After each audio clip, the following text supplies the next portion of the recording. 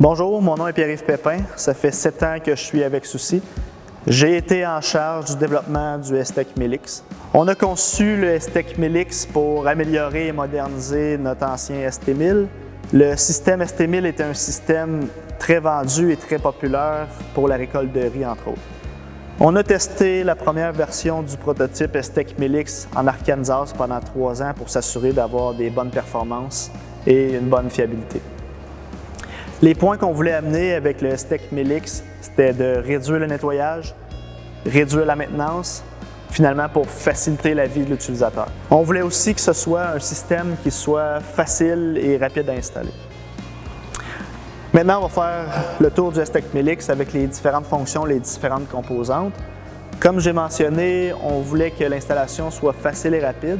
Donc, le système a été conçu pour qu'on puisse monter directement l'axe principal à la place d'un pneu sur une batteuse. L'installation prend environ 2 à 3 heures. Comme vous allez constater, le système de chenille a plusieurs pivots, donc une géométrie avec plusieurs mouvements. On a un pivot de sous-châssis ici, un autre pivot de sous-châssis ici. On a aussi 2 paires de tandem, donc ces 2 essieux-là sont en tandem, ces 2 essieux-là sont en tandem aussi. Tous les pivots que j'ai mentionnés sont des pivots sans maintenance. La géométrie avec plusieurs pivots, donc la géométrie qui permet le mouvement, permet d'épouser le sol pour avoir une meilleure traction, mais aussi permet de réduire la vibration et d'augmenter le confort de l'utilisateur. On a opté pour un châssis central dans le STEC MILX. Les avantages du châssis central sont de minimiser l'accumulation de débris, donc la boue, les cotons de maïs, etc., mais aussi faciliter le nettoyage. On a aussi choisi d'utiliser la fonte ductile comme matériau pour nos châssis, ce qui nous a permis de bien répartir la matière pour optimiser les pièces en fonction de la charge qui est soutenue par le système de chenille, mais aussi de positionner la matière de sorte à ce que les débris s'accumulent moins. Maintenant, on va parler de la chenille.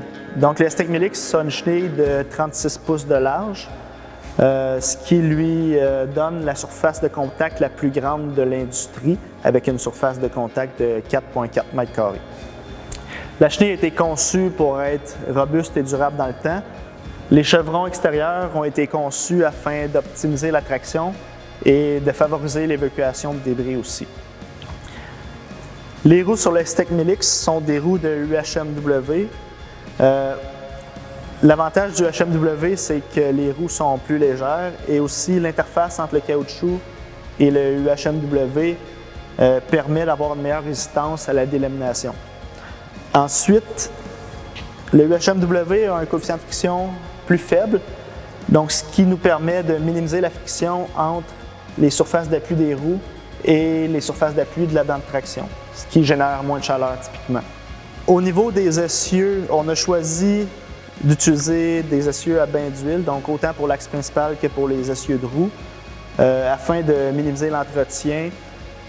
Aussi, on a choisi d'utiliser des couvercles transparents, donc pour faciliter la vie de l'utilisateur. Donc, c'est vraiment rapide, facile de vérifier le niveau d'huile. Au niveau de la maintenance de ces essieux-là, c'est une maintenance soit aux 500 heures ou une fois par année qu'on demande.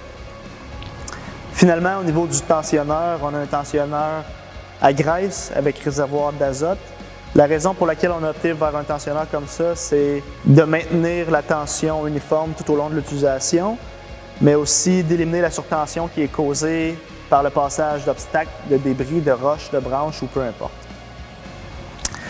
Donc finalement, c'est ce qui conclut notre tour d'horizon du STEC MILX. Si vous avez besoin de plus de détails, je vous invite à consulter le soustrac.com ou de contacter votre expert Soucy.